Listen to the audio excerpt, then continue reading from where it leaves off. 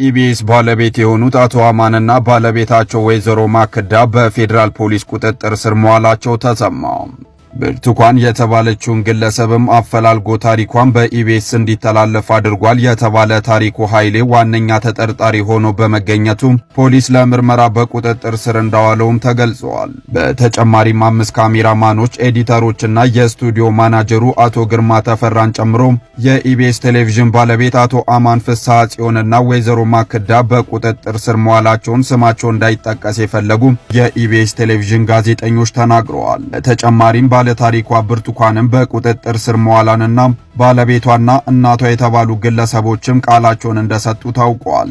በብርቱካን ታሪክ ላይ እናቷ በልጅነቷ እንዳረፉ መግለጿ ይታወሳል። ለወቅታዊ አዳዲስ መረጃዎች እናት መረጃን ላይክ ፎሎ ያድርጉ።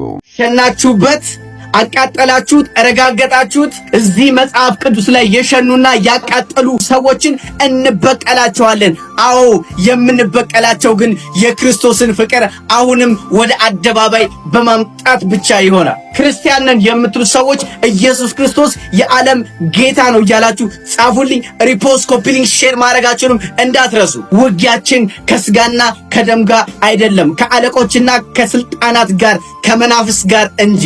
ከዘላለም ሞትና ቅጣት ያመለጥንበት ይህ መጽሐፍ ዛሬ ሲቀደር ሲቃጠልና ሲሸናበት አየሁኝ። እንደ አንድ ክርስቲያን ልቤን የሚያቆስል የሚያቃጥል ነገር ቢሆንም ምሬቴንና ንዴቴን ግን ዋጥ ለማድረግ ሞከርኩኝ። አዎ ይህ መጽሐፍ ብዙ ትውልዶችና ብዙ ሺህ ዓመቶችን አቆራርጦ የመጣ በእሳትና በውሃ የተፈተነ መጽሐፍ ነው። እነዚያን ያለፉት ክፉ ዘመናትን ያለፈ መጽሐፍ አሁን በማንም ተራና ውዳቂ ሰዎች ሊወድቅ ሊዋረድ አይችልም። ምክንያቱም እኛ ያመንነው ጌታ በመንፈስ ነው። አዎ ስጋችንን ሊያገኙት ይችላሉ።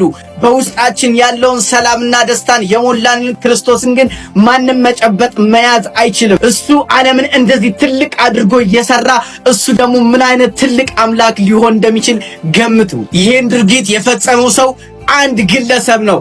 ሌላውን የተከበረውን ማህበረሰብ ማንቋሸሽና ማዋረድ መኮንንም አስፈላጊ አይደለም። ያሳዝናል። እቺ ከኋላ የምትመለከቷት የ14 ዓመት ታዳጊ ስትሆን ልጅ ተወልዳለች። ታዲያ የወለደችው ልጅም የ1 ሳምንት ህፃኑን አንቃ በመግደልም በቁጥጥር ስር መዋሏ ሰምቷል። እሷ ብቻ ሳትሆን ታዲያ እሷን ያስረገዘው ወንድም መጠየቅ አለበት። ምክንያቱም ልጅቷም የ14 ዓመት ህፃን ልጅ ነች።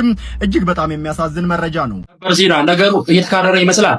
የኢቢኤስ ባለቤት የሆኑት አቶ አማን ፍስሐ ጽዮንና ባለቤታቸው ወይዘሮ ማክዳ በፌዴራል ፖሊስ ቁጥጥር ስር መዋላቸው ተሰምቷል። የኢትዮጵያ የወንጌል አማኞች ቤተክርስቲያን ካውንስል ፖሊስ አገልጋዮችን ከማጀብ እንዲታቀብ አስጠንቅቋል።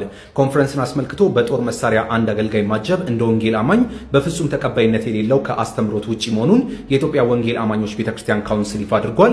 የካውንስሉ ጽህፈት ቤት ኃላፊ ፓስተር ጌትነት ለማ በዚህ ዙሪያ ላይ መግለጫ ሰጥተዋል። እንደዚህ አይነት አጀብ ስላደረጋችሁ ለወንጌል አማኞች ክብር አይደለም። ብዙ አማኞች የመቃብር ስፍራ የላቸውም፣ የማምለኪያ ስፍራ የላቸውም። እሱን አድርጉልን ብሏል። ጦሩ የመንግስት ነው፣ ሰራዊትም የመንግስት ነው። እጀባ አያስፈልግም ሲሉ ነው የተናገሩት። እጀባው ትርጉም አልባ ነው፣ ከመጽሐፍ ቅዱስ ውጪ ነው። በጦር መሳሪያ መታጀብ ትርጉም የለውም።